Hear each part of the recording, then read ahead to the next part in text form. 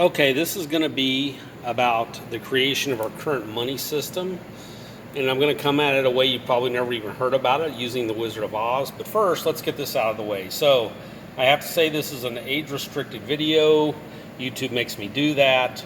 I have these 3 YouTube channels. I have other ones. I'm also on Vimeo. You can get a free app and watch it. The video quality is much higher on Vimeo than regular YouTube. I'm also on Facebook, Instagram, and please bookmark timbosplace.com. I haven't updated it lately, but it's got a lot of good stuff in it. So, this is a metal thing about the Wizard of Oz here, and here's some original illustrations that were in the Wizard of Oz, and I would like to use them for a backdrop as I'm talking about it. So, Frank Baum wrote a whole series of books about the Wizard of Oz. But he did that because the first one sold so good. The initial Wizard of Oz book was to teach kids the parable about how money's made. Now, there was a crisis that happened a few years before, and they hadn't really ever solved it. It was the silver crisis of 1873, and it had long-ranging ramifications, which never really got resolved by the time he had written this book. I want you to think some of the things that I'm going to put in here. So I'm gonna so you can freeze this and go back to it later. I want you to keep these up, and you can freeze the frame later. But as I talk about it, this will become germane to what I'm talking about. So, in the book, Dorothy is caught up in a whirlwind, and then she lands on the Wicked Witch. Now, she kills the Wicked Witch by the house dropping on her. Well, what institutes most economic crashes is a housing bubble. That's most people's biggest assets. Not all of them, but some of them. And then the characters in The Wizard of Oz are easily identifiable. Now, I learned this in a mainline economics class at Rice University, and I've got a link to this on page 1 of timbosplace.com at just the parable of the Wizard of Oz. Like I said, the rest of the books don't have anything to do with it because he didn't think it was going to sell good, but it did, and then he just went off the reservation, as it were, on the other ones. So, let's go over the characters in it. So, the Scarecrow is the American farmer. The Cowardly Lion is William Jennings Bryan, who railed against the money system but never got elected president. The Tin Woodsman, what's the first thing he says when they encounter him stuck in the field? He yells oil, because industry runs on oil. The Flying Monkeys are the American Indians. Who's the fear of them at the time? Remember, the West hadn't really been closed that long at the time they wrote this book, so they were the Muslims of the day, the threat going on. The Munchkins were the city folk who were dumb, fat, and happy. Oz is the Emerald City is where all the money is. That's Washington, D.C. The wizard, who had no real actual power, did on illusion, was the president. What killed the witch at the end of the book and the movie? Water. What breaks a recession or depression? Liquidity. Now, there's something else I want you to keep in mind. In the book, she's wearing silver slippers, not ruby. They took advantage of that because it was one of the first color mainstream movies for children made. But in the book, she's wearing silver slippers. So as long as you stayed on the yellow brick road and you had your silver slippers on, silver and gold, you can't be touched by the big banks. And remember, gold and silver are sold in ounces, but they're not spelled O-U, they're spelled O-Z, hence Oz. Now, like to go over some stuff that has happened since then. Oh, by the way, there's several other things that should be brought to your attention. Towards the end of the movie, she goes, and the book, she goes through a field of poppies. Or remember, the British Empire flexed their muscles on China with the Boxer Rebellion over selling heroin to the people. And so that's where there's a poppy field. And then as she goes through there, when she goes up to see the wizard again, she goes through 7 flights of stairs and 3 halls. So the silver crisis of 1873, no doubt about it. So let's go over what happened that resolved this, not in a good way.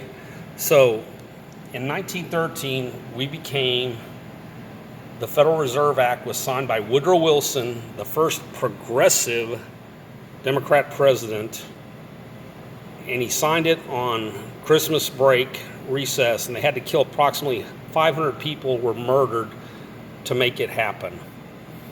Now, shortly thereafter, we became the dominant world power after World War I and World War II. Towards the end of World War II, Great Britain was no longer the reserve currency. It was agreed during Bretton Woods that the U.S. would become the world currency. And we had to do,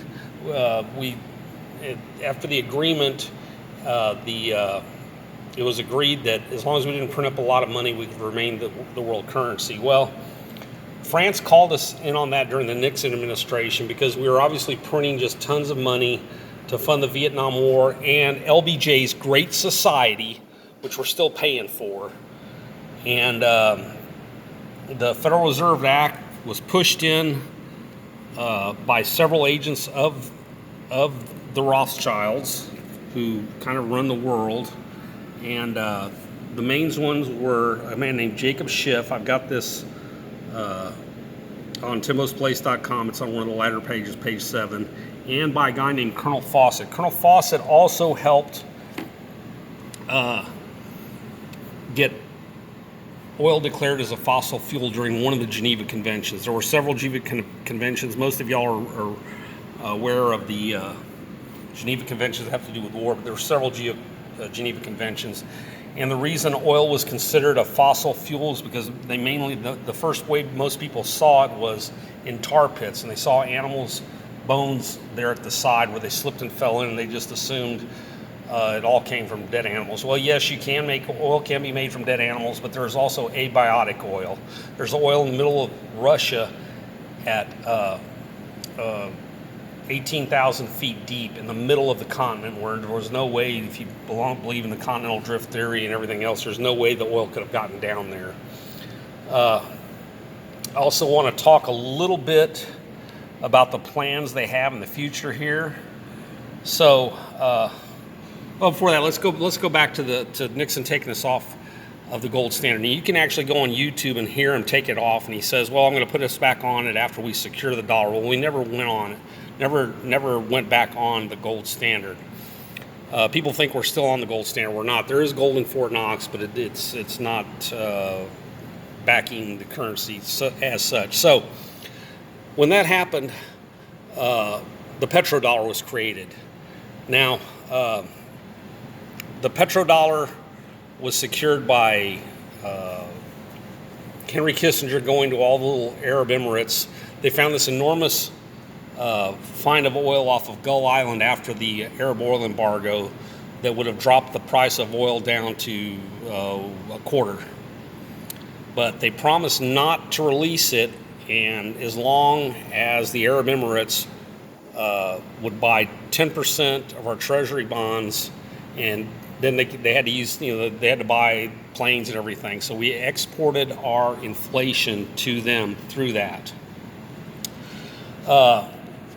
Let's go over the people really behind it. So the money system in the New World Order is run by a family called the Rothschilds. And the Rothschilds started off in the Middle Ages, and Rothschild means red shield. Now, over their little banking things that they had in Europe, they had this symbol, the Seal of Solomon. In occult theology, it means the union of the seen and the unseen worlds, an occult symbol from the Middle Ages. They were Khazar Jews. They weren't true Jews. They were part of the ones that converted from the steppes in Russia when the king of the Khazars basically made everybody become Jewish in his kingdom. The Jewish prayer cloth has two blue stripes on it, meaning the covenant between God and Israel for the land between the two rivers. They're supposed to get everything between the Nile and the Euphrates. Modern Israel has this occult symbol in the middle of it, and it's because of the Rothschilds. For further reading about what I'm talking about here, here's your reading list. So it's compiled of The Creature from Jekyll Island, where they talk about how Schiff and Fawcett got everybody on this island off the coast of Georgia and made them sign this, pressured them into signing it. The Energy Non-Crisis, it's about his 7th publication. It's talking about that enormous oil find up on Gull Island. There's oil all over. We're Planet Petroleum, basically. Diary of an Economic Hitman by John Perkins. The Pike Mazzini letter that outlined the 3 world wars. And Rothschild basically founded communism and backed Lenin. Lenin was released towards the end of World War I on a sealed train from Switzerland to Russia to destabilize the Russia and get rid of the monarchy. That was the whole one of the plans of World War I. And anyway, check all that stuff out. Another thing I want you to check out: we were supposed to go onto the New World Currency. This is the Economist magazine from 1988, and the date on here was 2018, but the election of Donald Trump threw a ratchet in that. That's a phoenix. That was what the new currency was be. Thank you. Please subscribe and share them out.